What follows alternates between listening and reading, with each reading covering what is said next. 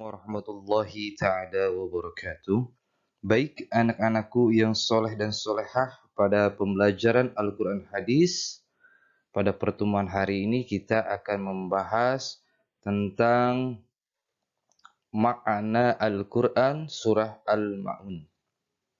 Sebelum mempelajari ayat tentang kepedulian sosial yang terdapat dalam surah Al-Ma'un, mari kita baca terlebih dahulu surah Al-Ma'un dengan baik dan lancar. Kemudian kalian salin surah tersebut ke dalam buku catatan dengan rapi.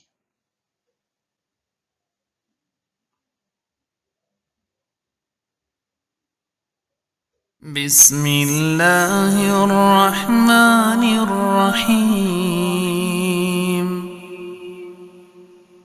أرأيت الذي يكذب بالدين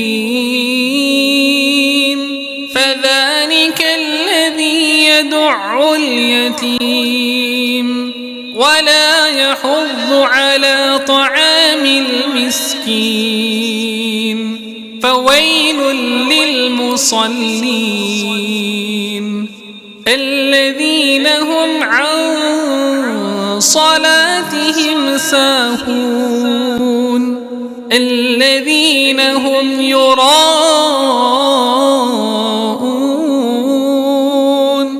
ويمنعون الماعون.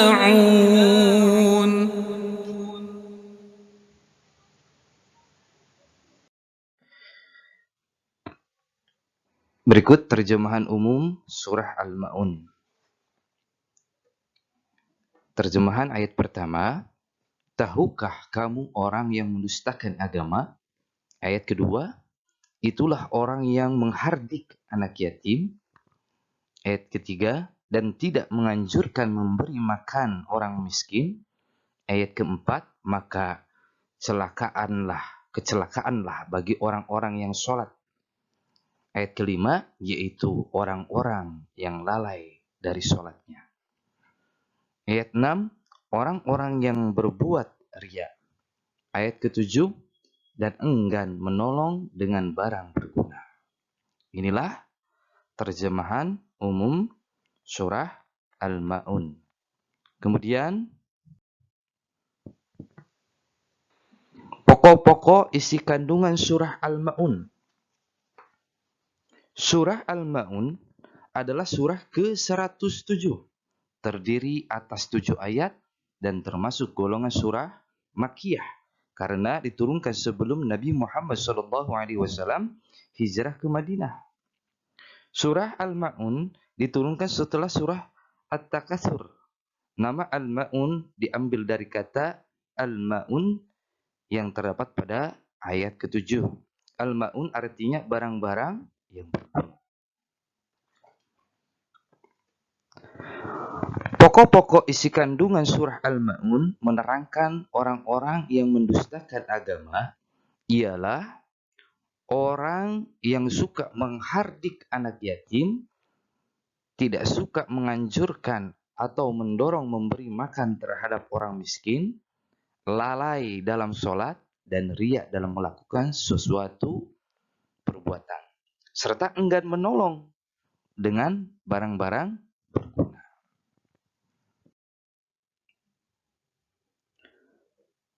Menurut para mufasir, yaitu para penafsir Al-Quran, ada 2 macam pengingkaran, yaitu pengingkaran yang bersifat lahiriah dan yang bersifat batiniah.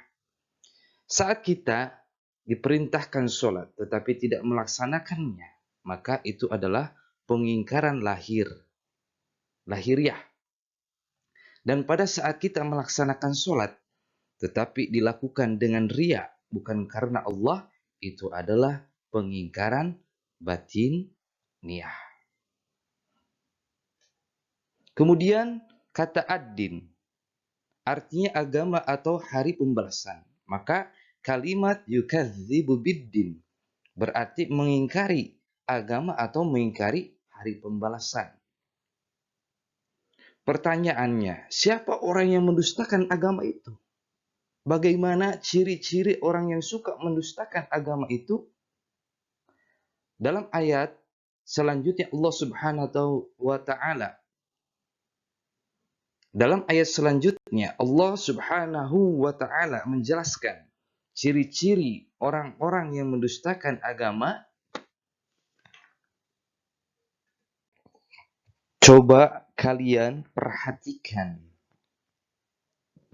ayat kedua dari surah Al-Ma'un yang artinya maka itulah orang yang menghardik anak yatim. Siapa anak yatim itu? Muhammad Mustafa Al-Maraghi dalam tafsir Al-Maraghi menyebutkan bahwa yang dimaksud dengan anak yatim adalah anak yang ditinggal mati oleh ayahnya dalam keadaan belum baligh atau dewasa. Hal ini berdasarkan hadis Nabi SAW yang diriwayatkan oleh Ali bin Abi Thalib yang mengatakan tidak termasuk anak yatim kalau ditinggal oleh ayahnya dalam keadaan sudah dewasa. Jadi kalau ayah kita meninggal dalam keadaan kita sudah dewasa, maka kita itu tidak termasuk anak yatim.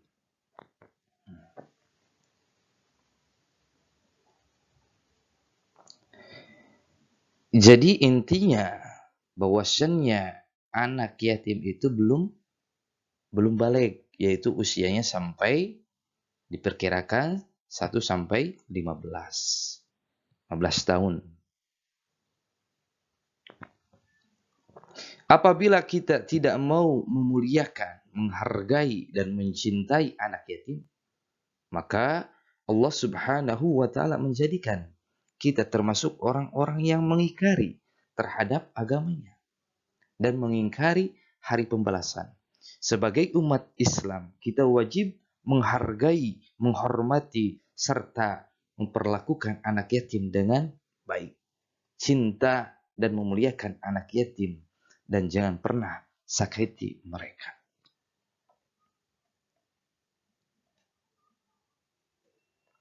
Selanjutnya, ciri-ciri orang yang mendustakan agama adalah orang yang tidak suka memperhatikan orang miskin sebagaimana digambarkan dalam firman Allah Subhanahu wa taala yang artinya dan tidak mendorong memberi makan orang miskin.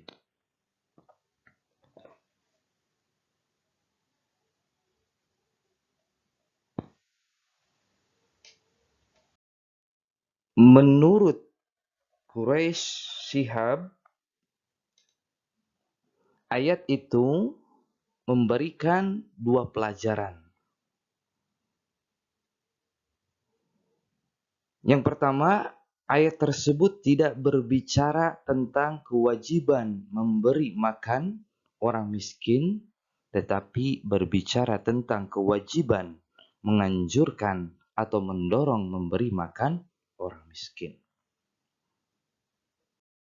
Kemudian, kedua, pada ayat itu tidak menggunakan kata if'am yang artinya memberi makan, tetapi menggunakan kata ta'am, artinya makanan atau pangan.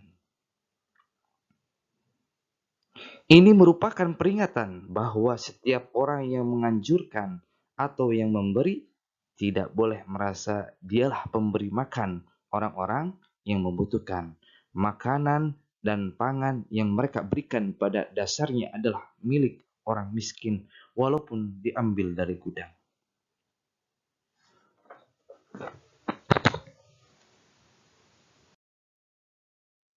Nah, kalian catat di buku catatan kalian apa yang kalian simak barusan. Mungkin sampai di sini pada pembelajaran Al-Quran Hadis pada pertemuan hari ini.